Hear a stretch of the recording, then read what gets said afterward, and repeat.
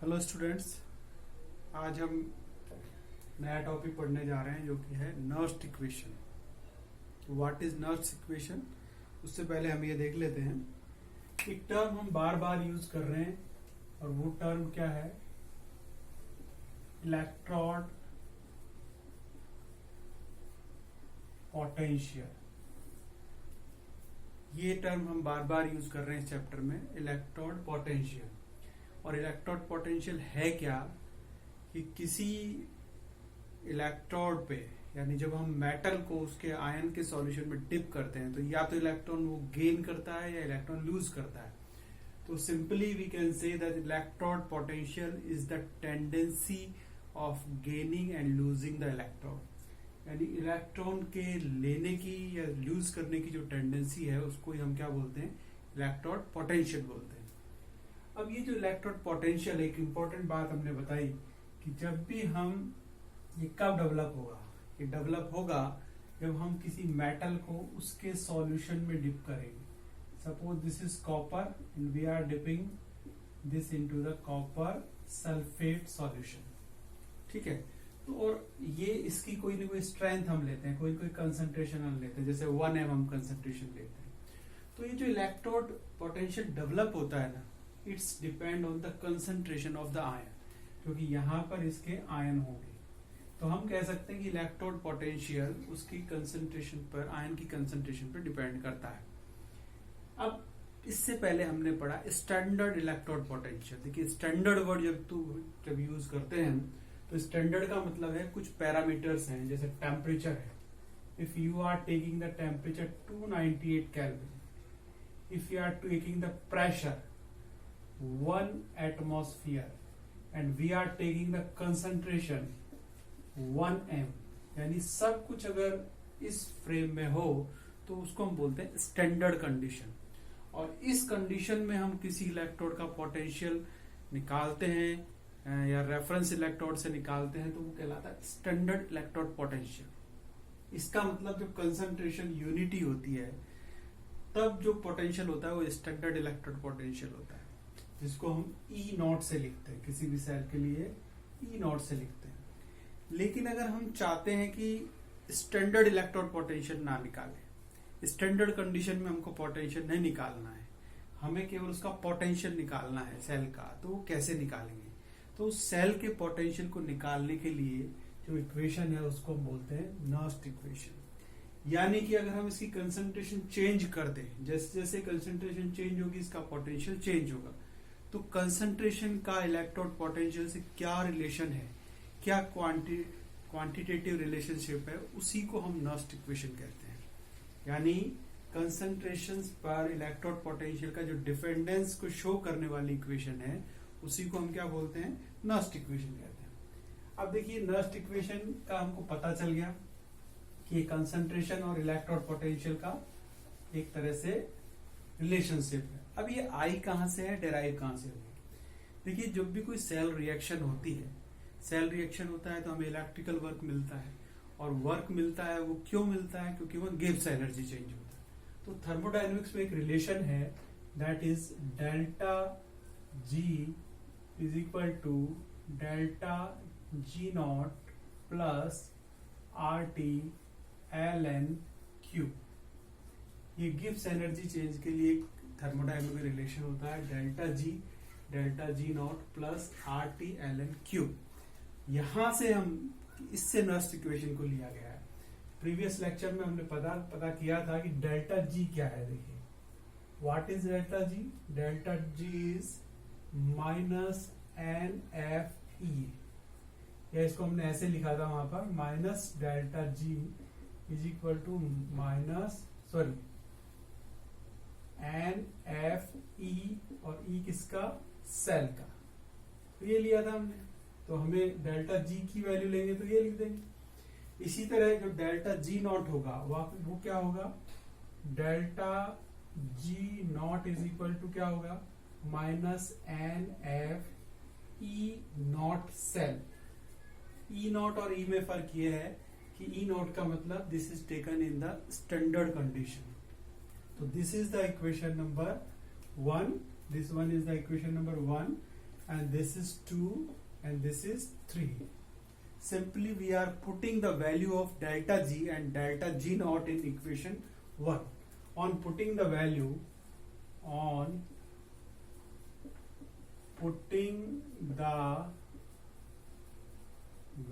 of delta G and delta G naught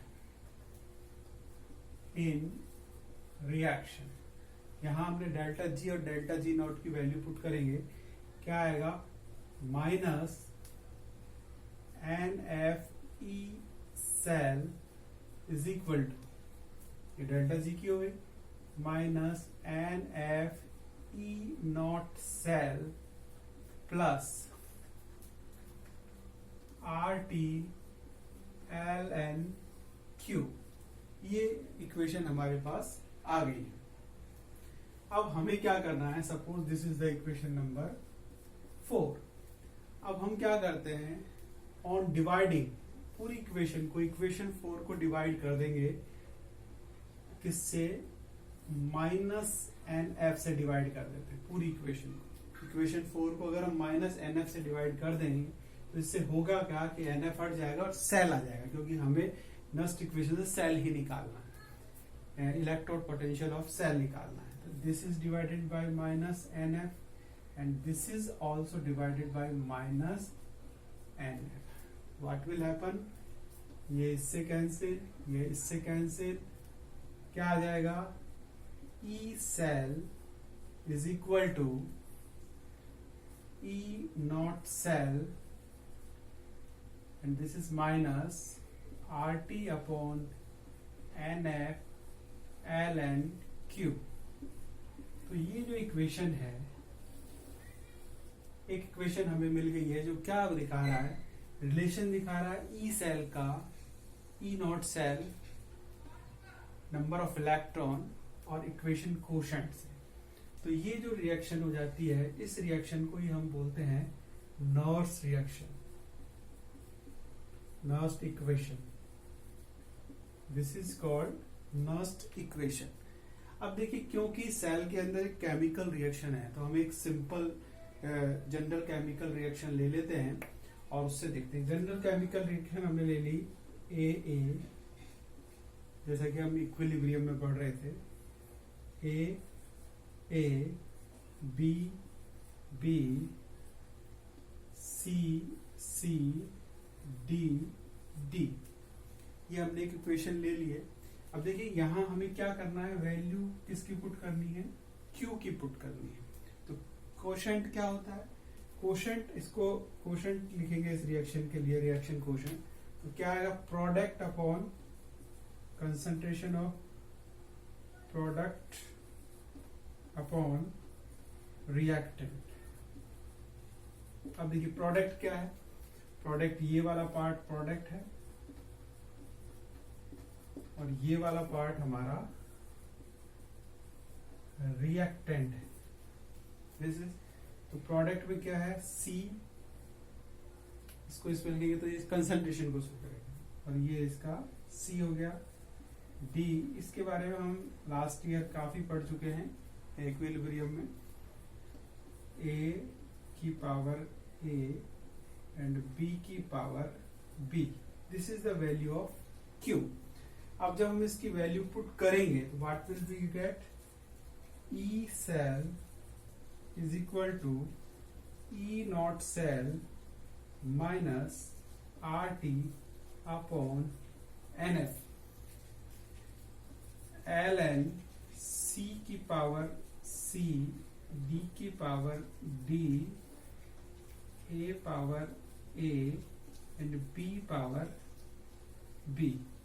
तो ये हमारा E सेल के लिए इक्वेशन आ जाएगा. अब देखिए यहां पर एक और चेंज हम कर सकते हैं. यहाँ जो लॉग है वो log base E natural log है, तो इसको लॉग बेस 10 में कन्वर्ट करने के लिए हम क्या करते हैं, लॉग बेस E जो होता है इसको कन्वर्ट करने के लिए लॉग बेस 10 में इट इज मल्टीप्लाइड बाय 2.303. तो इसको हम चेंज कर देते हैं. तो चेंज कैसे करेंगे, देखिए क्या आ जाएगा, E cell is equal to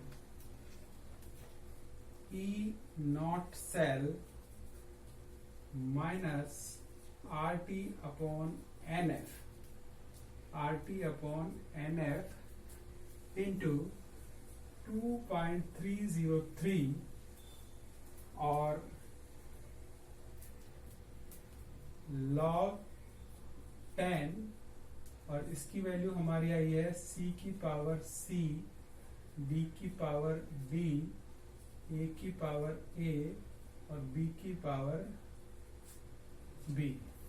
इसको दोबारा से मैं लिख देता हूं इधर, e cell is equal to E not cell minus R T upon N F multiplied by 2.303 log base 10, और ये क्वोशंट की वैल्यू हम ले देंगे यहाँ पे, तो c की पावर c, d की पावर d, a की पावर a एंड b की पावर b।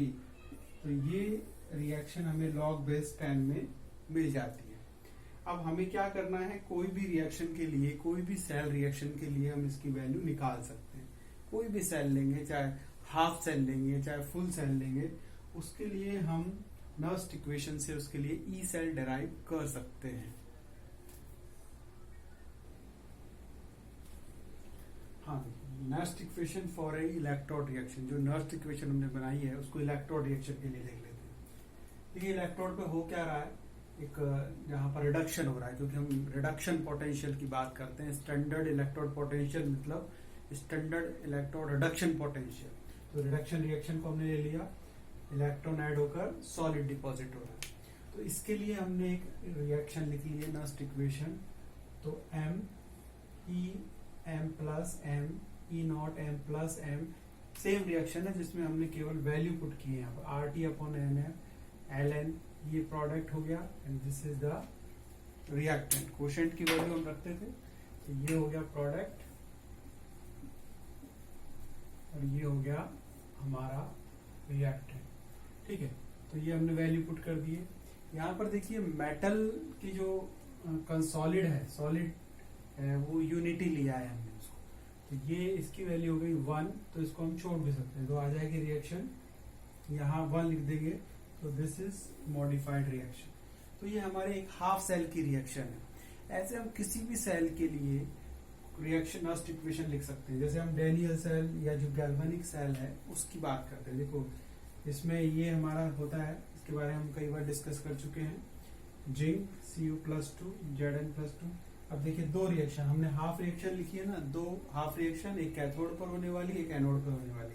तो एनोड पर रिएक्शन क्या हो रही है, एनोड पर जिंक ऑक्सीडाइज हो रहा है, Zn से Zn+2 और 2 इलेक्ट्रॉन। इसके लिए हमने इक्वेशन बना दी। देखिए सब वही आने वाला है, जो आयन बन रहा है वो यहाँ लिखते हैं। कैथोड पर भी सेम रिएक्शन। अब देखिए कैथोड में क्या है, रिडक्शन हो रहा है, Cu+2 plus 2 electron plus copper, तो इसके लिए भी ये रिएक्शन हो जाएगी ये वाली, क्योंकि हम रिडक्शन पोटेंशियल, तो दोनों के लिए रिएक्शन आ गई। अब देखिए हम बात कर रहे थे EMF of the cell, cell का पोटेंशियल क्या है। तो सेल का पोटेंशियल कैसे निकलता है, जब हम दोनों का डिफरेंस, दोनों इलेक्ट्रोड के इलेक्ट्रोड पोटेंशियल का डिफरेंस, तो EMF of the cell is the E cathode minus E anode. तो कैथोड वाले से एनोड वाले को माइनस कर देंगे, कैथोड वाला ये रहा, एनोड वाला ये रहा। कैथोड वाले की वैल्यू मैंने यहाँ पुट कर दी है, और minus anode, this is cathode और दिस इज एनोड। देखिए इस रिएक्शन में एक बार देख लो कि R is a gas constant जिसकी value 8.314 joule kelvin inverse mole inverse होती है। F is a Faraday constant 96500 coulomb पर mole and T is taken as 298 Kelvin. Cathode minus anode, तो cathode this is the value of cathode and this is the value of anode. इसको जब हम solve करेंगे, सबको solve करते जाएंगे। देखिए यहाँ पर ये माइनस था, इधर जाके इसको माइनस किया, माइनस माइनस प्लस हो गया। यहाँ पर फिर हमने ये हमारा स्टैंडर्ड इलेक्ट्रोड पोटेंशियल कॉपर का और जिंक का, तो ये स्टैंडर्ड हो करेंगे तो सेल का स्टैंडर्ड इलेक्ट्रोड पोटेंशियल आ जाएगा।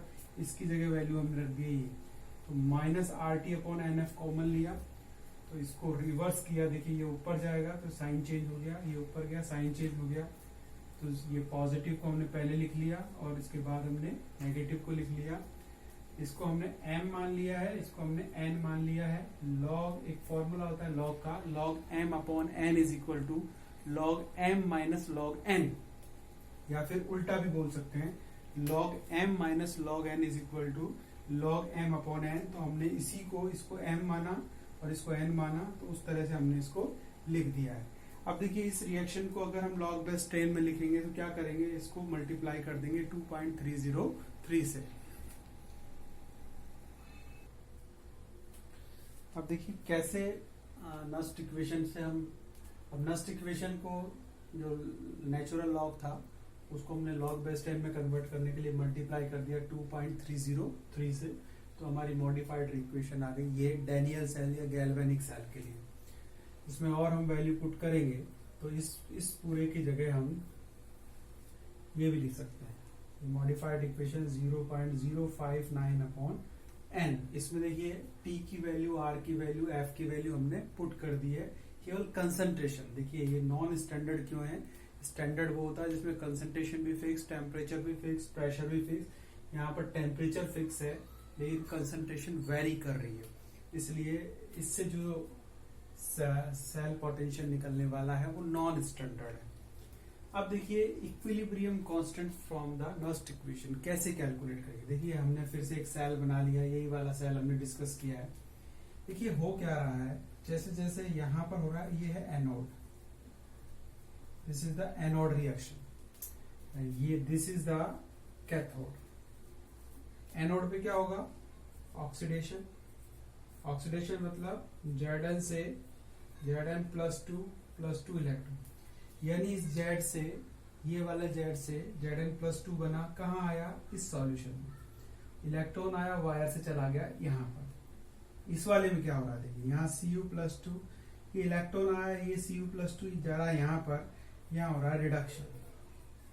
रिडक्शन का मतलब Cu+2 electron is equal to copper. अब देखिए समझने की बात है, हो क्या रहा है, इस वाले सॉल्यूशन में लगातार Zn+2 की कंसंट्रेशन बढ़ रही है, लगातार जिंक टूट रहा है और Zn+2 बन रहा है और वो इस सॉल्यूशन में आ रहा है।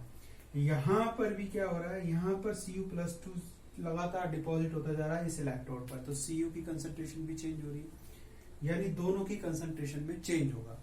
अब देखिए होगा क्या, इन दोनों को जैसे इसको डिप करते हैं, यहाँ एक इलेक्ट्रोड पोटेंशियल डेवलप होता है, इसको इसमें करते हैं इलेक्ट्रोड पोटेंशियल डेवलप होता है, तो यानी दोनों के इलेक्ट्रोड पोटेंशियल में डिफरेंस होता है जो कि इस सेल के लिए 1.1 वोल्ट है, ठीक है। लेकिन धीरे धीरे होगा क्या, जैसे जैसे सेल रिएक्शन स्टार्ट होगी, इसमें से डिकम्पोज होगा, ऑक्सीडाइज होगा, Zn+2 यहाँ जाएगा, इलेक्ट्रॉन यहाँ जाएगा, और धीरे धीरे इसका पोटेंशियल, जैसे जैसे Zn+2 आयन की कंसंट्रेशन बढ़ेगी और कॉपर+2 आयन की कंसंट्रेशन घटेगी, इसका जो पोटेंशियल डिफरेंस है वो कम होता जाएगा as concentration of Zn+2 increases and Cu+2 concentration decreases। क्या होगा, सेल का वोल्टेज कम होता जाएगा, यानी ये जो रीडिंग आएगी यहाँ पर वो कम हो जाएगी, 1.1 से लगातार कम होगी। एक सिचुएशन ऐसी आएगी जब वोल्ट मीटर की जो रीडिंग है वो होगी 0, यानी इस समय सेल काम करना बंद कर देगा। सेल काम करना बंद क्यों कर देगा, क्योंकि ये स्टेट होगी इक्विलिब्रियम की। इक्विलिब्रियम क्या है, जैसे इस रिएक्शन के लिए हम देखते हैं, देखिए इक्विलिब्रियम क्या है, जब दोनों की कंसंट्रेशन रुक जाती है, 0 हो जाती है। इक्विलिब्रियम पे मतलब रिएक्शन फॉरवर्ड और रिवर्स डायरेक्शन में सेम हो जाती है, कांस्टेंट हो जाती है। तो उसके लिए इसकी वैल्यू, इसका मतलब हम इसको इससे लिख सकते हैं कि इस समय जो हमारा सेल का ईएमएफ है at equilibrium, EMF of cell क्या हो जाएगा, 0, यानी इसकी वैल्यू हमारी हो गई 0। तो हम लिखेंगे E नॉट सेल ऊपर वाली इक्वेशन ले लेते हैं, माइनस 2.303 RT अपॉन NF। अब देखिए ये इक्विलिब्रियम की कंडीशन में इक्विलिब्रियम होगा तो इसको हम इक्विलिब्रियम कांस्टेंट लिखेंगे and that is the Kc। Equilibrium constant क्या है? Kc। तो Kc ये इसको हम लिख सकते हैं E not cell is equal to 2.303 RT upon NF Kc। इस तरह से हम इसको लिख सकते हैं। और इस तरह से ये जो रिएक्शन है, ये जो रिलेशन है, ये हमारा स्टैंडर्ड इलेक्ट्रोड पोटेंशियल और इक्विलिब्रियम कांस्टेंट में एक रिलेशन आ गया है। इसका मतलब स्टैंडर्ड इलेक्ट्रोड पोटेंशियल से हम किसी रिएक्शन का इक्विलिब्रियम कांस्टेंट भी कैलकुलेट कर सकते हैं। Thank you.